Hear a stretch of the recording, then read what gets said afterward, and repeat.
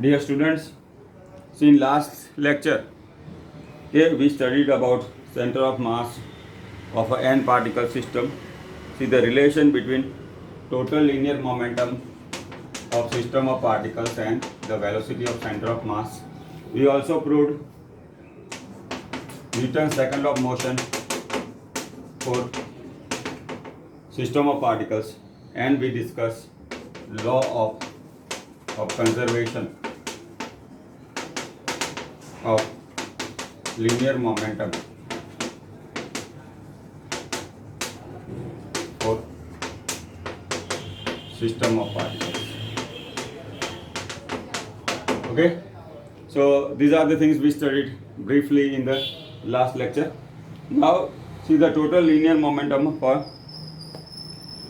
of a system of particles in absence of the force remains constant. So if no external force acts on the system, again we can say, see F external is m into ACM, okay, that is dP by dt. Okay, now if external force is 0, dP by dt, okay. Now see ACM is 0, that has two possibilities. Acceleration is 0 means it is at the rest. Now acceleration is dVCM by dt, then VCM is constant.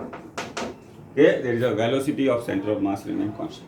Now this fact we try to understand by taking a nuclear phenomena.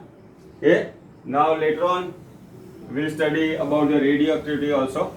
Okay, you had some idea in the regarding the radioactivity in the earlier standard also. See alpha particle, beta particle and gamma radiation. Now see in a nuclear phenomena how the law of conservation of linear momentum is observed or satisfied, that we have to see. Now suppose a radium nucleus is moving with some velocity. Okay, now it explodes or decays. Sorry, we should not use the explode word, we should use. Why? Because it's a nuclear phenomena. See, in a nuclear process some decay means decrease term.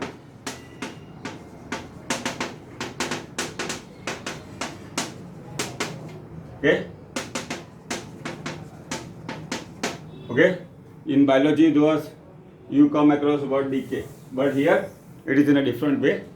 Decay means disintegrate.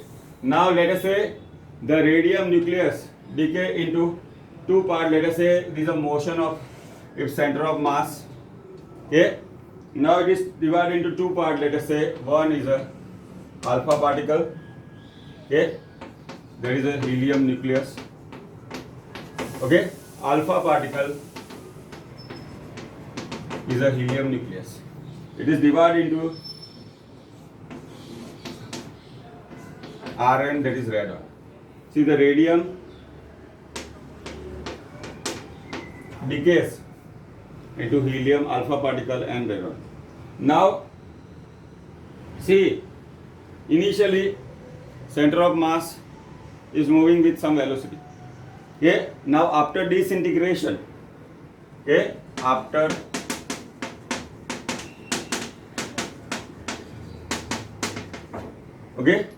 after disintegration, see initially we had only one nucleus, now it is divided into two parts.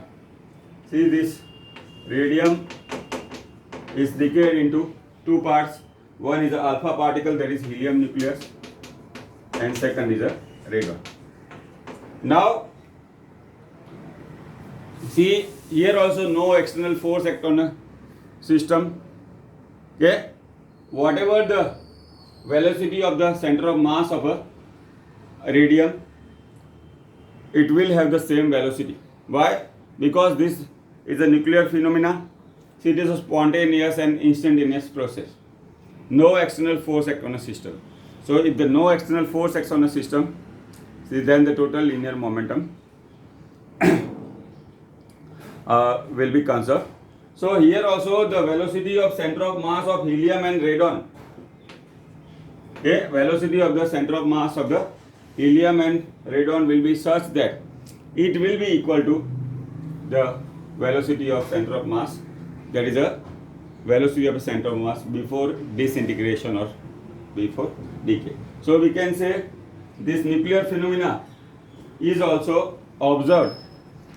Okay, sorry, the law of conservation of linear momentum is observed or satisfied in the nuclear phenomena also, that we have to keep in mind. Okay, so this is about the center of mass of a motion of a center of mass in nuclear process. Okay, there also the law of conservation of linear momentum is followed. Okay, this is about the center of mass. Okay, about the nuclear phenomena. Now, and their velocities. Next we have to study, see, the lesson is regarding to the rotational motion also. Now see, what is rotational motion? Now in the lesson number 4 we studied about uniform circular motion.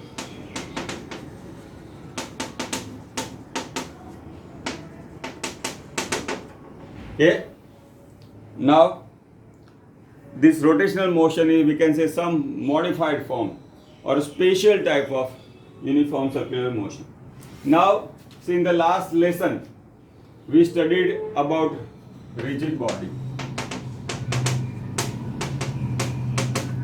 Okay, see, rigid body is a special system of particles in which the distance between the particles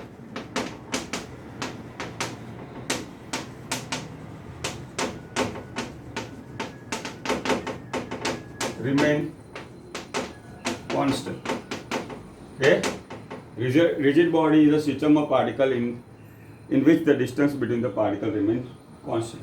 Now see, here we have to study about rotational motion. Okay, now see, rigid body is an ideal condition.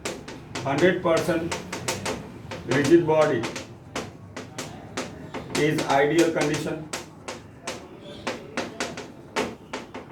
So we have seen that for all practical purpose we can consider solid body as a rigid body. Now see our rotational motion. Okay, see, all the particles of rigid body move on circular path, and center of all circular motion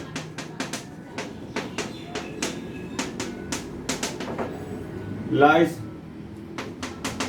about a fixed line. Okay, that we call as a rotational axis. Okay, that we call as a rotational axis. Okay, if all the particles of a rigid body moves on a circular path and center of all circular motion lies about a fixed line, then such motion is called rotational motion. Okay, see, all the particles of a rigid body moves on a circular path and center of all circular motion lies about a fixed line, then such motion is called rotational motion. See, this fixed line about which the particles move is called axis of rotation or rotational axis.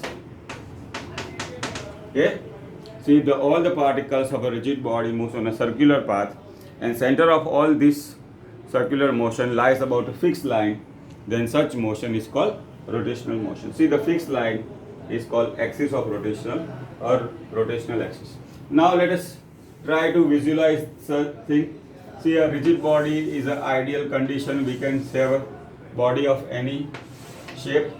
But see, the definition says, now this is the first particle of a rigid body, center of this particle. We can divide, we can cut in a different planes.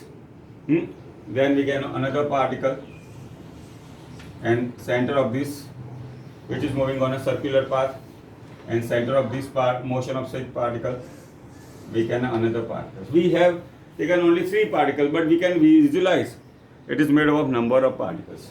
Okay, now see, this is a fixed line about which the particles moves on a circular path. This is a fixed line about which the particles moves on a circular path. See, this line we call as rotational axis.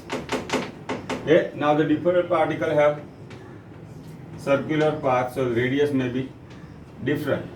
But see, the important thing, see, the center of these all particles of which are moving on a circular path is lies on a fixed line. Now this line is called axis of rotation. This line is called axis of rotation. All of us are familiar with the spinning top or your Beyblade also.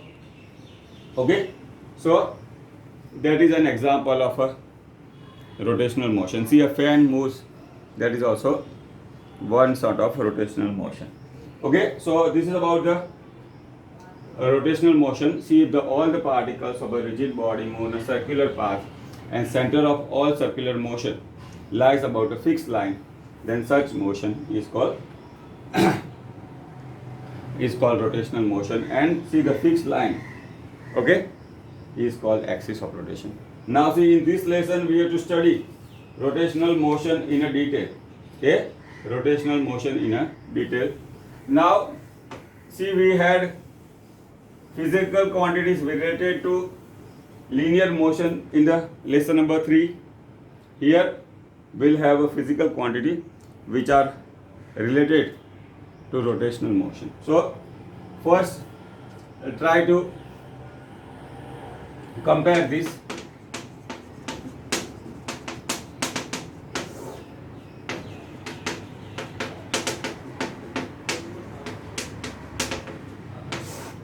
Now see, in linear motion we had a position.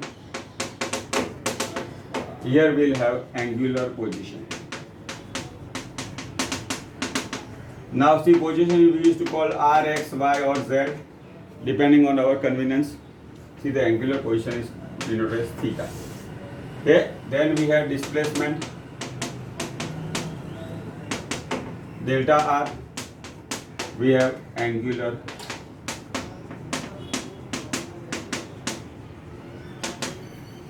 delta theta. Then we have got speed in linear motion, angular speed omega. Now is the Greek symbol, okay, we are familiar. Then velocity, then we have got angular velocity. See, when angular speed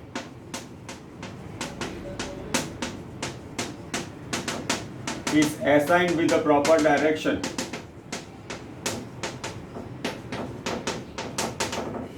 see, then it becomes angular velocity. Now we had linear acceleration.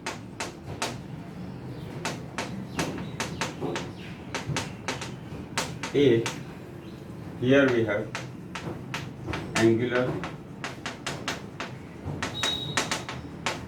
alpha.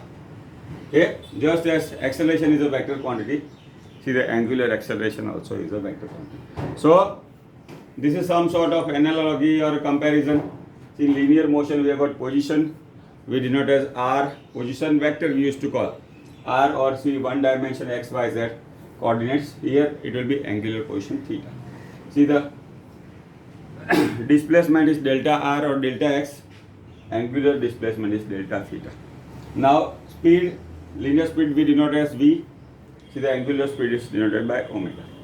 Velocity is v, linear velocity, angular velocity is omega in a vector form. See, when angular speed is assigned proper direction, or if it is represented with the proper direction, it becomes angular velocity. And linear acceleration we used to denote A. See, the angular acceleration is alpha. Okay, angular acceleration is alpha. Now, see this relation we'll study in detail later on, but see a useful product. See, in lesson number 6, in a work power energy, we come across scalar product. So what is scalar product? See, when two quantities are multiplied in such a way that resultant is a scalar quantity. So you used to write W is equal to F dot D. See, force is vector, displacement is vector, but work is a scalar product. Okay, work is a scalar. Work is F dot D. Okay, now or we called as AB cos theta. Okay, work we used to call F dot D or FD cos theta. Okay, so that was a scalar product. Here in this lesson, see, we have to be familiar with the vector product.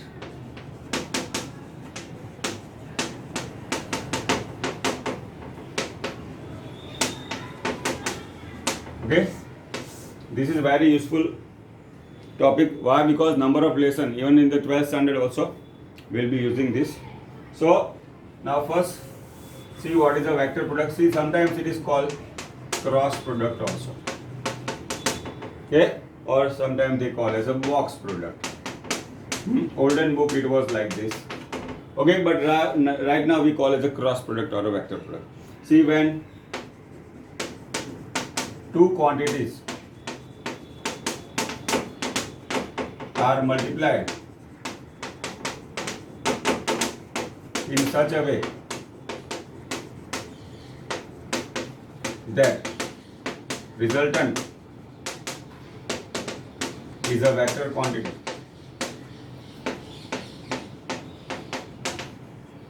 then such product is called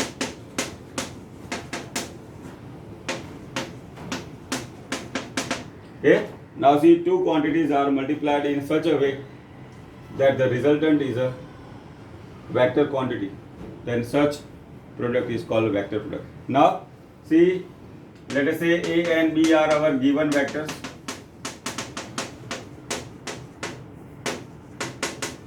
Then the vector product is denoted as A cross B. See, the vector product is denoted as A cross B. Now here we have to see vector product in detail. Now here the resultant is a vector quantity, so it will be in vector form. It will have direction also. Now let us say, see vector A and vector B. Now this is our reference point. Symbol, let us say angle between them is theta. So the resultant of this A cross B is denoted as A B sin theta into n caret. Why? Because the resultant is a vector quantity, so it will have direction, and this n caret is a unit vector in direction of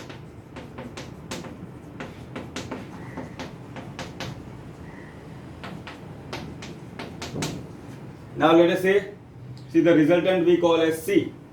Okay, the resultant of A and B we call as C. Okay, so in that case, see our n caret, okay, n caret will be a unit vector in the direction of A cross B. Now how do we obtain, see the direction? See, the direction is obtained by resultant is obtained by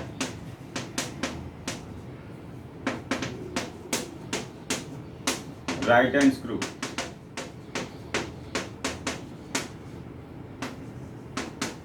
Okay, now see the right hand screw rule says see when we have to take product of vector A and B, let us say inclined as, okay, theta.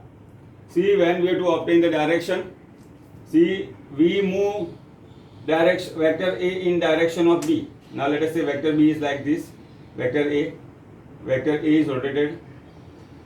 See the direction of advancement of the right hand screw rule, right hand screw give the direction of, see all of you might have seen screw. If now you should see all of our engineers to be familiar with this. Why? Because okay, these are all our theoretical parts. See when you go in the field, number of times we will have requirement. See the right hand screw rule says that, see when we take A cross B, see we have to rotate vector A in direction of B. Let us say A vector is rotated in direction of B. See the right hand screw advances. See the advancement of the or the direction in which the right hand screw advance is the direction of resultant vector.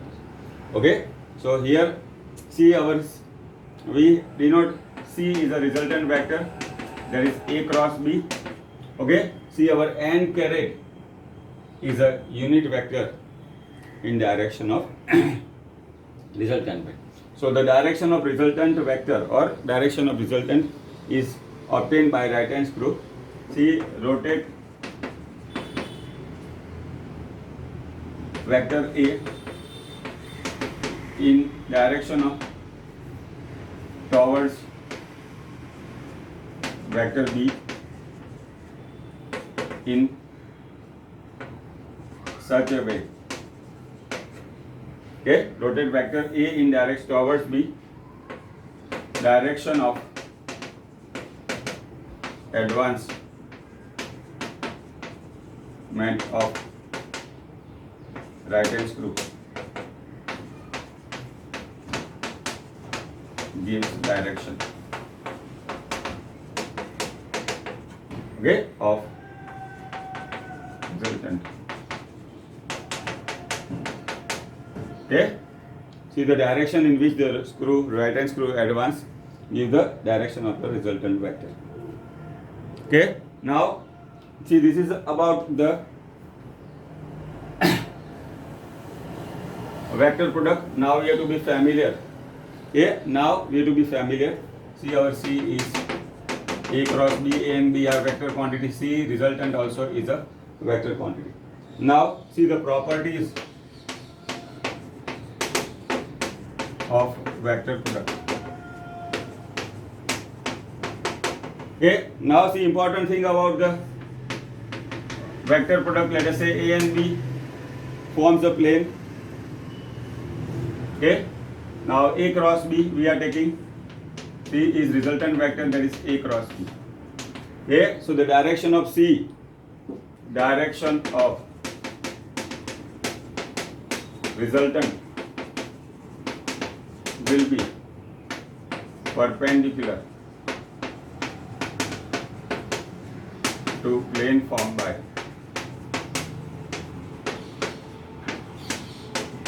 vector A and B. Now see the plane formed by vector A and B.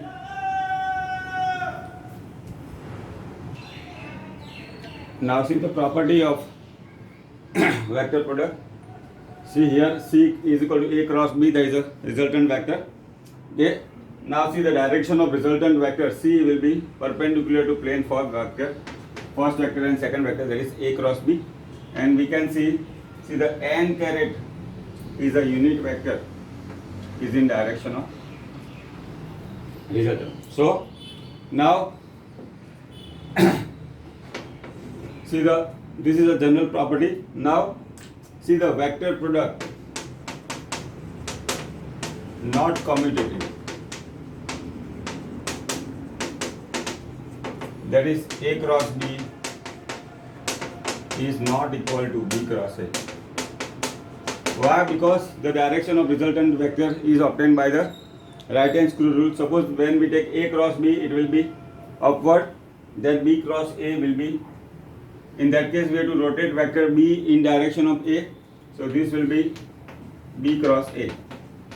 Okay, what we can see, A cross B and B cross A are in opposite direction.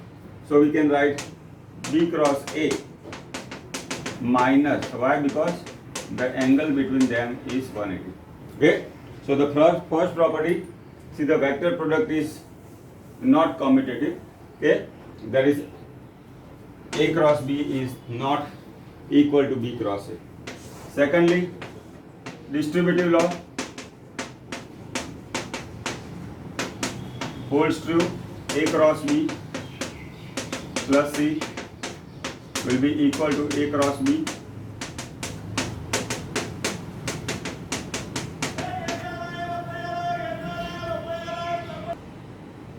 Now, see the vector product is not commutative. And see the distributive law holds true for the vector product, that is A dot B, A cross B plus C is A cross B plus A cross C. Now see next, see the vector product with a null vector will be 0. Why? 0 is nothing but null vector. See vector product of any vector with a null vector will be 0. Now this is third property. Now next we have to see about the vector product of the unit vector.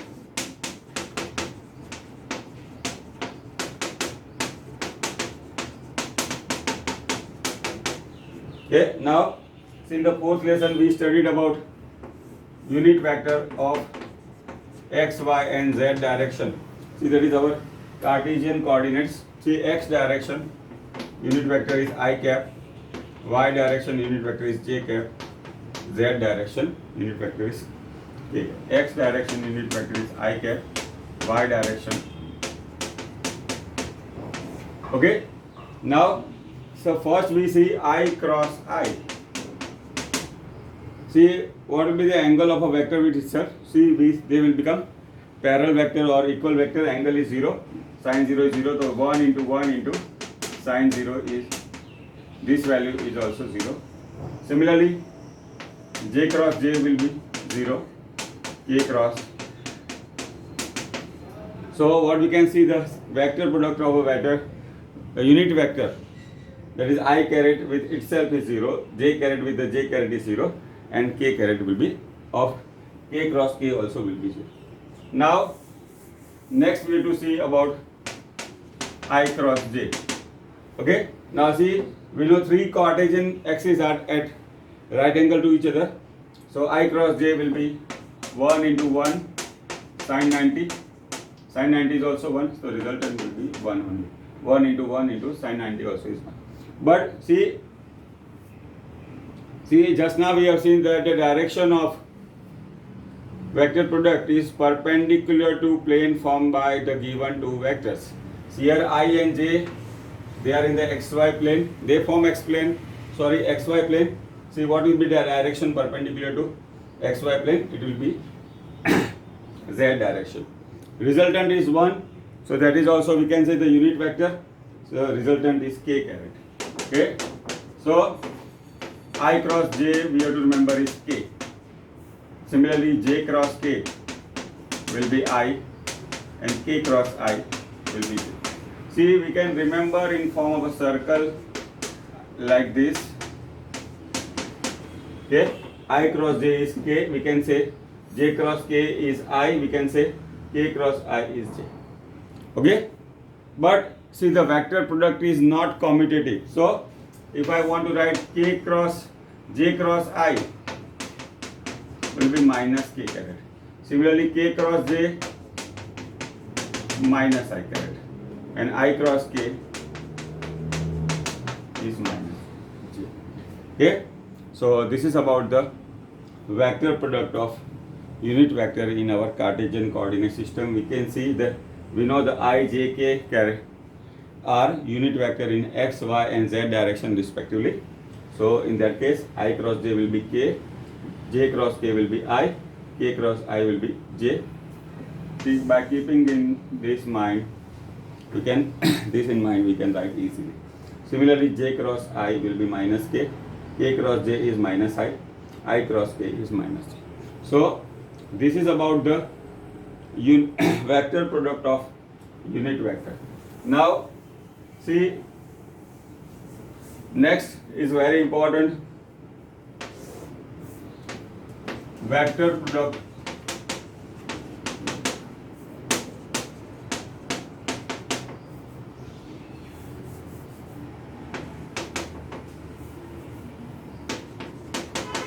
vector with Cartesian components. Okay, now let us say our vector A is axi plus ayj plus azk caret, B is bxi byj.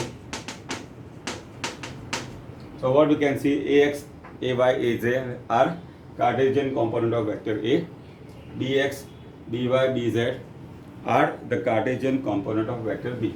Now see, A cross B we can find out by distributive law, that is axi plus ayj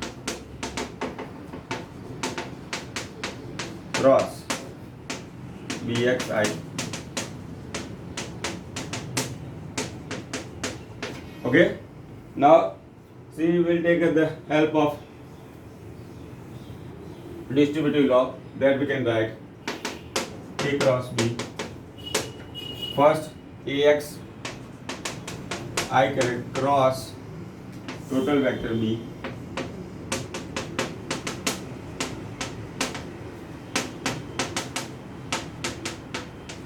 plus ay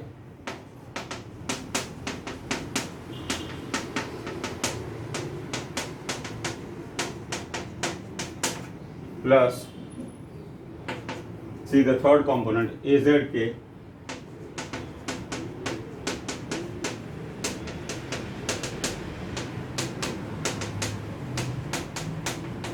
okay. Now this is by taking the help of a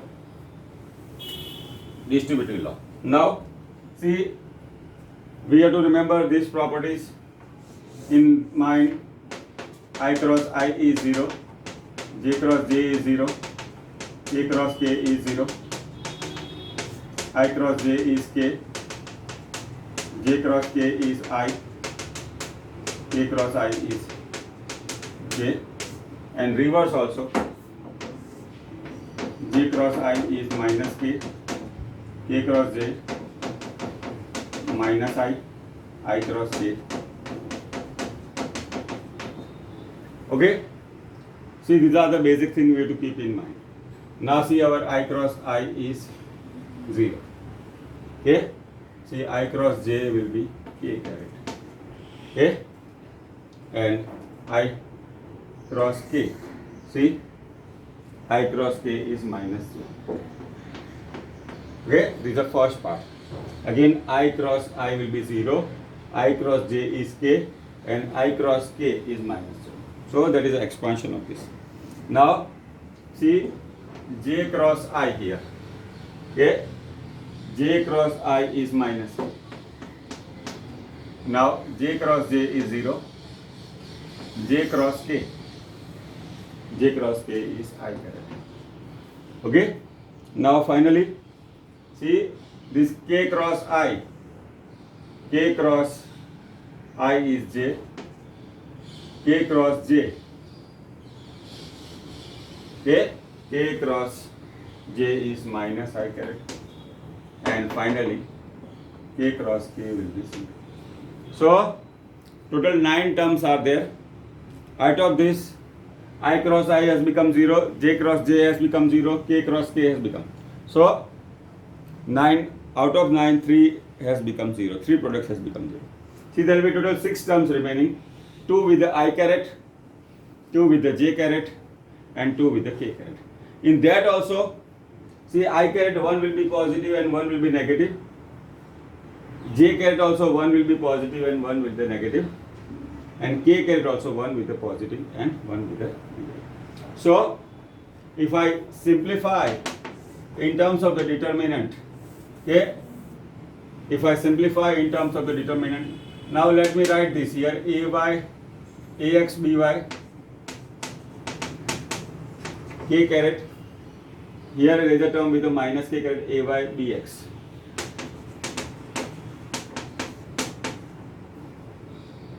Okay, ax by k caret we can write. Now ax bz minus ax bz plus okay az bx. Okay, and I caret ay bz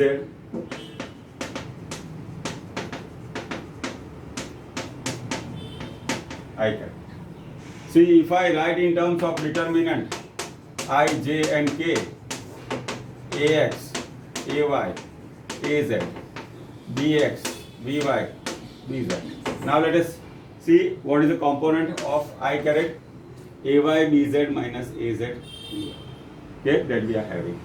Similarly, j caret ax bz minus az bx. Okay, okay. But if I take a minus sign here, okay, and k caret is ax by minus by j caret.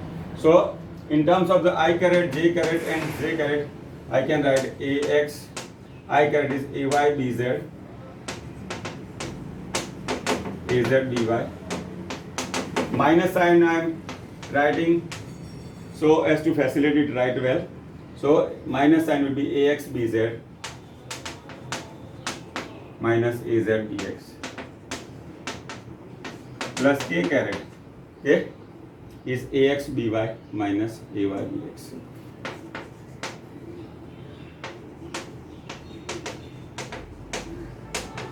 Okay, this is a very useful property that will be used in number of examples and MCQ. So this is about the vector product, okay, of vector with the Cartesian components. See here ax, ay, az are Cartesian component of vector A, bx, by, bz are the Cartesian component of vector B. This is how we have obtained the vector product of two vectors. So, and these are the important properties of vector product. See, A cross B is AB sin theta. See, what are the properties we have discussed? See, the vector product is not commutative. Okay, vector product is not commutative. See, the distributive law holds true for the vector product. Okay, and the vector product of unit vector also we have seen, that is I cross I is 0, j cross j is 0, k cross k is 0. I cross j we have taken will be k, j cross k will be I, k cross I will be j, and opposite of that, j cross I will be minus k cross j will be minus I cross k will be minus j. And by using these important properties, we have obtained the vector product.